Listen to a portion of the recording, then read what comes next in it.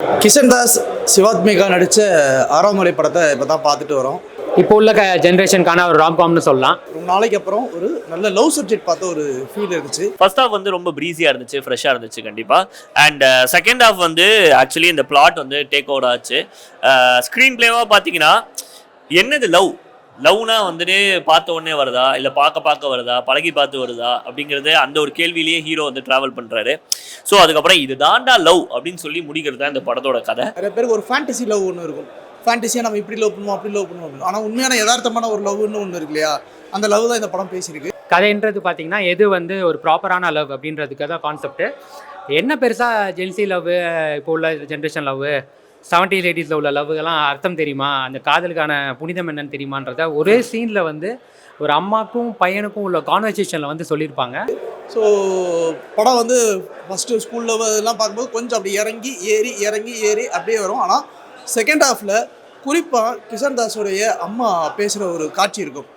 அந்த ஒரு காட்சி போதும் இந்த படத்தை வந்து அப்படி தூக்கி நின்று சாப்பிட்ற அளவுக்கு, அந்த அளவுக்கு அதில் ஒருத்தான ஒரு விஷயங்கள் இருக்குது. உங்களுக்கு பெருசாக மியூசிக் இருக்காது, வெறும் டைலாக் மட்டும்தான், எதுவும் ஃப்ளாஷ்பேக் கூட காட்ட மாட்டாங்க. ஆனால் அவங்க பேச நம்ம கண்ணில் அதோட போர்ஷன்ஸ் அப்படியே நம்மளுக்கு தெரியும், விஷுவலாக நம்மளால் யோசிக்க முடியும். அந்த அளவுக்கு ஒரு பியூட்டிஃபுல்லான சீனு. ஒட்டுமொத்த படத்தோட அந்த சோலே வந்து அந்த சீனில் தான் இருக்கும். இந்த படத்தில் வந்து எனக்கு பிடிச்ச 3 கேரக்டர்னு பார்த்தீங்கன்னா சப்போர்ட்டிங் கேரக்டர்ஸ் தான். 3மே எனக்கு ரொம்ப பிடிச்சிருந்தது. ஒன்று ஹர்ஷத் கான், இன்னொன்று வந்துட்டு சந்தான பாரதி, இன்னொன்று வந்து விடிவி கணேஷ். இவங்க 3 கேரக்டரும் பக்காவாக இருந்துச்சு. அவங்க வந்து அங்கங்கே வந்துட்டு அந்த காமெடிஸ் வந்து ஒர்க் ஆனதுனால தான் படம் வந்து கொஞ்சம் கிரிப்பிங்காகவே போச்சுன்னு சொல்லி ஆகணும். சிவாத்மிகா இது வரைக்கும் ஒரு 3 படம் நடிச்சிருக்காங்க. அசோக் செல்வனுடைய நித்தம் ஒரு வானம் படத்துலேயே அவங்களுடைய பெர்ஃபார்மன்ஸ் சூப்பராக இருந்துச்சு. இன்னொரு விஷயம் என்னன்னா, சிவாத்மிகா சில ஃப்ரேம்ஸ்லாம் ரொம்ப அழகாக இருந்தாங்க, சில ஃப்ரேம்ஸ்லாம் அந்த பக்கத்து வீட்டு பொண்ணு மாதிரியே ஃபீல் ஆச்சு. நல்ல ஸ்டபர்னான ஆக்டிங் நல்லா இருந்துச்சு.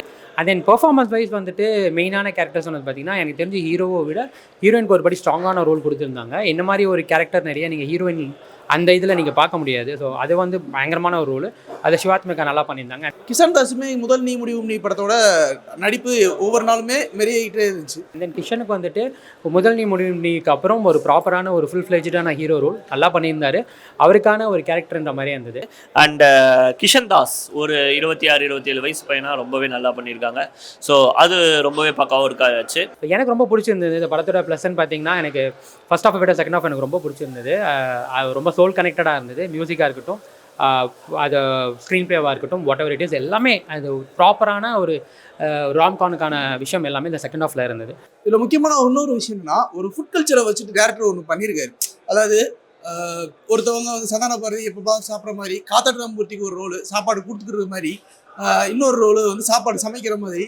ஸோ ஒவ்வொரு கேரக்டருக்குமே வந்து நல்லா ஈஸியாக ரிதமிக்காக வந்து ஒரு கர்வ் பண்ணி ஒன்று பண்ணியிருக்காங்க.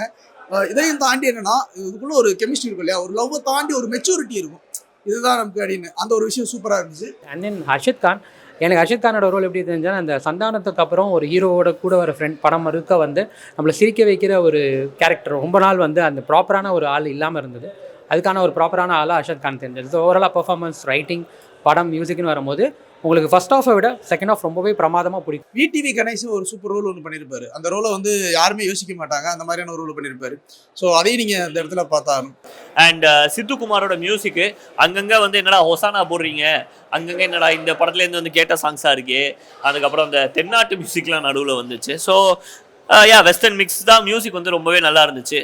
படத்தோட மியூசிக்கை பற்றி பேசணும். ஏன்னா மியூசிக் வந்து சிம்பு வாய்ஸ், அதே மாதிரி நிறைய டோன் எல்லாமே வந்துட்டு ஏஆர் ரஹ்மான் சார் மியூசிக் அது நாங்கள் உள்ளே வரும். ஏன்னா அது கதைக்கு தேவைப்படுது அப்படிங்கிற ஒரு விஷயம் தான். நல்லா இருந்தது. இசை வந்து மியூசிக் வந்துட்டு ஆக்சுவலாக நிறைய பழைய பாடல்கள் நீங்கள் இதில் பார்க்கலாம். அந்த 90s அந்த சாங்ஸ் எல்லாமே இதில் இருக்கும். அது ரொம்பவே நல்லா கரெக்டான டைமில் ப்ளேஸ் பண்ணியிருந்தாங்க, ஒர்க் அவுட் ஆயிருந்தது. அதுக்கப்புறம் சித்துவோட மியூசிக் வந்துட்டு எனக்கு ஃபஸ்ட் ஹாஃபில் உள்ள சாங்ஸை தாண்டி ஃபஸ்ட் ஹாஃப் நல்லா இருந்தது. பட் செகண்ட் ஹாஃப் அதுக்கான ப்ராப்பராக அந்த படத்துக்கு அந்த சீனை எலிவேட் பண்ணி கொடுக்கறதுக்கு, நிறைய இடத்துல எமோஷனலாக கனெக்ட் பண்ணதுக்கு எல்லாத்துக்குமே மியூசிக் ஒரு பெரிய பங்காற்றுன்னு சொல்லணும். சினிமாட்டோகிராஃபி அவ்வளோ சூப்பராக இருந்துச்சு. அதுலேயுமே வந்து ரொம்ப முக்கியமாக ஒரு விஷயம், எப்பவுமே ஒரு ஃப்ளாஷ்பேக்னு போட்டு ஒன்று ரொம்ப ஜவ்வாக இழுப்பாங்கல்ல, அது மாதிரிலாம் இழுக்காமல் கட்டா டக்கு முடிச்சுட்டு கதைக்குள்ளே உள்ள கொண்டு வந்துட்டாங்க. அதுக்கப்புறம் அந்த கிளைமேக்ஸ் போர்ஷன் வந்துட்டு ஒரு பீச்சில் அந்த மேரேஜ் நடக்கும். அதுக்கப்புறம் எல்லாமே வந்துட்டு அது நம்ம லைஃப்பில் இந்த மாதிரிலாம் நடக்காதான்னு ஒரு ஏக்கம் இருக்கும் நிறைய பேருக்கு. இந்த காதலை விட்டு பிரிஞ்சிருந்தவங்க, காதலை பார்க்காம தவிர்த்தவங்க, மிஸ் பண்ணவங்க, அவங்க லைஃப்லலாம் இந்த மாதிரி ஒரு விஷயம் நடந்தால் நல்லா இருக்குமே நினைக்கிற அளவுக்கு ரொம்ப நல்லா கொண்டு போயிருந்தாங்க. படம் வந்து ஒரு ஸ்லோவான படம் தான், பட் எல்லாரோட லைஃப்லையும் கனெக்ட் ஆகிற மாதிரியான ஒரு நல்ல படம். கண்டிப்பாக அதை பார்த்தா உங்களுக்கு புரியும்னு நான் நம்புறேன். ஸோ மைனஸ் வந்து இந்த படத்தோட இன்டென்ட்னு சொல்லும்போது ரொம்ப இன்சென்சிட்டிவாக இருந்துச்சுன்னு சொல்லுவேன். ஏன்னா வந்து லவ்னு சொல்கிறாங்க, எதுக்கு லவ் பண்ணுறோங்கிற விஷயம்லாம் இருக்குல்ல. ஸ்கூலில் வந்து ரப்பர் கொடுத்தாங்கன்னு சொல்லிட்டு லவ் பண்ணுறாரு, காலேஜில் வந்து சும்மா பாலை தூக்கி தூக்கி போட்டு லவ் பண்ணுறாரு. அதுக்கப்புறம் வந்து முடிஞ்ச உடனே 3வது செக்மெண்ட்டில் உண்மையான லவ்னு நினச்சி ஒன்று பண்ணுறாரு, அதுவும் எதுக்கு பண்ணுறாருன்னு தெரில. அந்த மாதிரி ஒரு விஷயம். அண்ட் ஹீரோயினுக்கு வந்து ஒரு பாஸ்ட் இருக்கிற மாதிரி காட்டுறாங்க. அந்த பாஸ்ட்டை பற்றி எதுவுமே பெருசாக ஓப்பன் அப்பே பண்ணல. அது உனக்கு தேவையே இல்லை அப்படின்னு சொல்லிட்டு அந்த மாதிரி ஹீரோக்கிட்டையும் சொல்கிறாங்க, ஆடியன்ஸ்கிட்டையும் டேரக்டர் அதே தான் சொல்கிறாரு. அது ஒரு பிரச்சனையாக நான் பார்க்குறேன். இந்த படத்தில் ஏதாவது ஒன்று ஸ்ட்ராங்காக ஏதோ ஒரு மெசேஜ் சொல்ல போகிறாங்க போல். இந்த மேட்ரிமோனி சைட்ஸ்லலாம் நிறையா ஸ்கேம் நடக்குதுல்ல, பிடிக்காதவங்களை கல்யாணம் பண்ணி வைக்கிறது, ஜாதி பார்த்து கல்யாணம் பண்ணி வைக்கிறது, இதை பற்றிலாம் ஏதோ ஒன்று சொல்ல போகிறாங்களேன்னு நினச்சிக்கிட்டு இருந்தேன். பட் அந்த மாதிரி எதுவுமே சொல்லலை. ஸோ இதெல்லாம் மட்டும்தான் எனக்கு கொஞ்சம் டிசப்பாயிண்டிங்காக இருந்துச்சு. ரொம்ப நாள் கழிச்சு ஒரு ஃபீல் குட் லவ் மூவின்னு சொல்லலாம். ஜாலியான ஒரு படம். பொதுவாக ஒரு படத்தை பார்க்கும்போது இந்த ஆடியன்ஸ் பாருங்கள், அந்த ஆடியன்ஸ் பாருங்கன்னு நம்ம சொல்லுவோம். இது லவ் படம், எந்த ஆடியன்ஸ் வேணாலும் படம் பார்க்கலாம். யங்ஸ்டர்ஸ் பார்க்கலாம், ஜென்சி பார்க்கலாம், ஃப்ரெண்ட்ஸாக வந்தால் கூட ஒரு ஜாலியான ஒரு காம்னு சொல்லலாம். மைனஸ் அப்படின்னு பார்த்தீங்கன்னா எனக்கு தெரிஞ்சு பெருசாக மைனஸ் இல்லை. அங்கங்கே சில இடங்களில் ஒரு சின்ன லேக் இருக்கும், ஒரு தொய்வு இருக்கும், அது மட்டும் தான் இருக்குமே தவிர மற்றபடி வருது இல்லை. ஸோ ஓவராலாக நீங்கள் என்ன கேட்டிங்கன்னா ஒரு ஃபன்னான ஒரு ஒன் டைம் வாட்சபிள் ஃபிலிமாக தான் வந்திருக்கு ஆரம்பலே.